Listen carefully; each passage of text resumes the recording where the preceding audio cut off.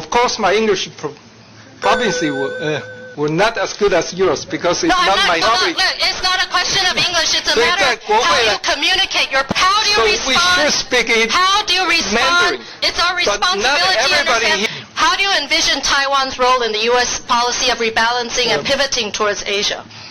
Before I answer your question, I have to make a statement. Of course, my English proficiency were not as good as yours because it's not my native. It's not my native language. So probably. Look, it's not a question of English. It's a matter of how you communicate your policy. I know. Like I said, probably my English is not as good as yours because it's not my native language, right? 但是我觉得国会殿堂，我刚刚你有机会，我私下跟你回答。No, I want this on the record. Look, we can question in any language. Aborigines in the legislature, they speak in Aborigine languages. There are different languages. So I want to understand how you respond to U.S. official questions. For example, if you are in the United Shirley States, Khan, if you are in the United States, I definitely will answer you in English. But right now, we are in the Congress of the Republic of China. How do you respond? We should speak it How do you respond Mandarin. to the question or concerns that greater cross-strait integration? Let me ask you again. Can I answer in Mandarin? Yes or not? Well, I would prefer that you answer but in English I prefer because to answer in Mandarin. we need to understand how you explain our policy I can to tell the you, U.S. It's our responsibility to understand. China responded to our very first election by firing missiles against Taiwan. They have a very low anger threshold. They tend to be upset about everything we do, about our existence, about beating their athletes in the Olympics. The Chinese Communist Party has a narrative. They claim that democracy is not suitable for Asian people. That is a lie, that is false, and Taiwan is living proof of that. Taiwan is your best alternative for learning the Chinese language in an environment where the young people can exercise their full freedom and tweet whatever they want without the risk of going to jail. H.E.B. Kim Chow. Will you please give her a round of applause and welcome her? Thank you, Karen, for that kind introduction.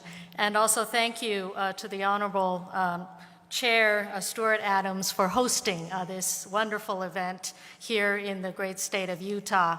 I'm so honored to be able to be here in person to use this occasion to express my gratitude to so many of you, to ALEC, and to the so many outstanding freedom-loving legislators around the United States for your friendship and support for the bilateral relationship with my country, Taiwan.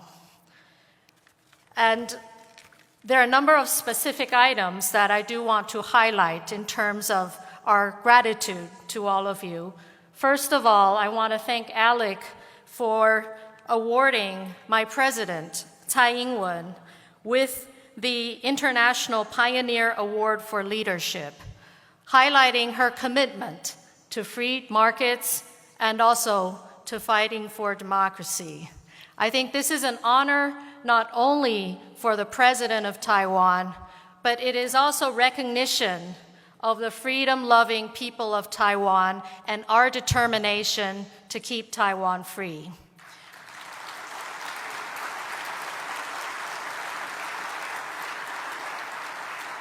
I often say that you are living in the land of the free.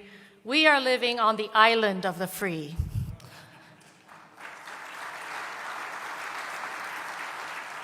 I also want to thank ALEC for including in your model policy last year the agenda of supporting a bilateral trade agreement with Taiwan.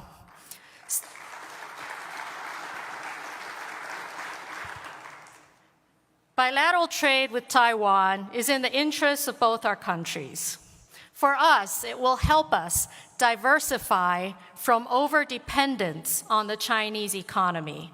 I think this necessity has been highlighted, especially during COVID, where very often we are vulnerable to dependencies on China whether it's on the provision of PPEs or for other supplies that go into our pharmaceutical and medical device supply chain.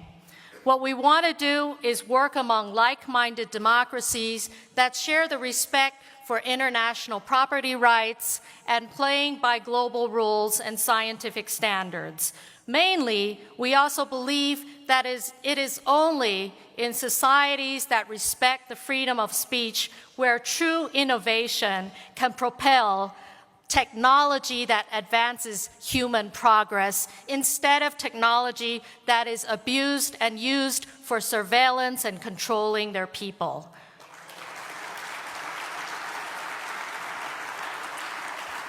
So in the spirit of thanking you for supporting the relationship in trade and economic ties with Taiwan through your model policy, I also want to thank the many of you who have signed up on the letter outside addressing the White House in advancing that appeal to take action in supporting trade with like-minded democracies like Taiwan. I also want to thank many of you who have passed resolutions in the various state legislatures in support of the friendship and partnership with Taiwan. Now, I'm an ambassador now. I work in Washington, D.C., but I used to be like you. I came from a legislature in Taiwan. I understand that all politics are local. And when we go back to our constituents, we want to deliver on economic progress. We want to deliver on the common values that we share.